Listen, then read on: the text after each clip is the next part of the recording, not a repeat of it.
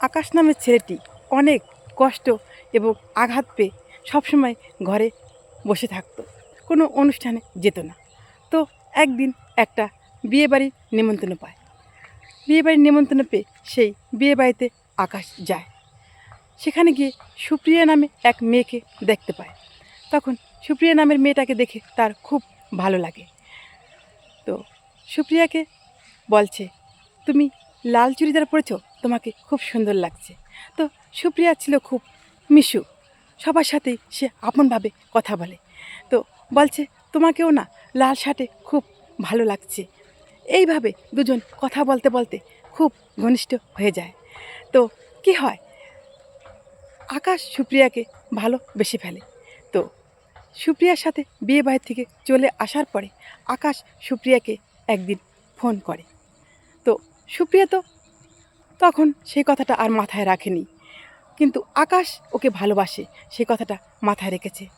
দেখো, আমরা যদি ভালোবেসে বারবার আঘাত পাই, তাও কিন্তু ভালোবাসাটা আমরা করতে চাই, কারণ ভালোবাসার লোভ আমরা কেউ কিন্তু ছাড়তে পারি না। তো সুপ্রিয়া বলছে, কি বলবে? তো বলো। তখন আকাশ বলছে, তোমার সাথে আমার কথা আছে, একদিন দেখা করো। তো সুপ্রিয়া আকাশের কথা শোনার জন্য তার সাথে দেখা করে। তো সুপ্রিয়াকে দেখে আকাশ এতই মুগ্ধ হয়ে যায়, আর ওর ভালোবাসার কথাটা বলতে পারে না।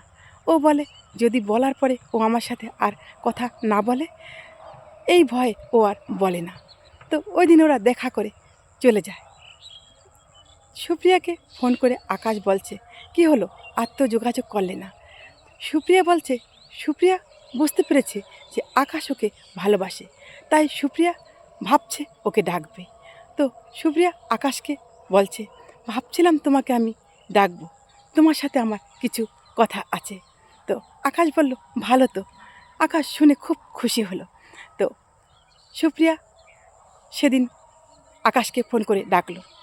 ওই দিন সুপ্রিয়ার ছিল এঙ্গেজমেন্ট, ছেলের সাথে কথা বা সম্বন্ধ পাকাপাকি হবে। ওই দিন আকাশ সুপ্রিয়াদের বাড়ি যাওয়ার পরে সুপ্রিয়া আকাশের সাথে ওর হবু বরের সাথে পরিচয় করিয়ে দিল, বলল, এ আমার এক ভালো বন্ধু। তখন আকাশের এত কষ্ট হলো, সেই কষ্টের কথা আর কি বলবো। আকাশ তখন খুবই কষ্ট পেল। তো আমাদের প্রতিটা মানুষেরই ভালোবাসা এরকম একটা জিনিস যে সেটার লোভ আমরা ছাড়তে পারি না। বলা উচিত আমাদের আগে থেকেই, অনেকটা দূরে না গিয়ে, যে আমি তোমাকে ভালোবাসি। তাতে কি হয়, ক্লিয়ার হয়ে যায়, একদিকে কখনো ভালোবাসা হয় না।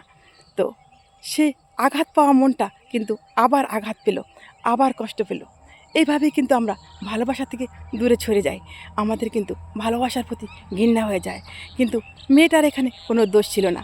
মেয়েটা বলেছিল, যদি আমার এঙ্গেজমেন্ট আজকে না থাকতো বা কথা পাকাপাকি না থাকতো, তাহলে তোমাকেও আমার খুব ভালো লেগেছিল।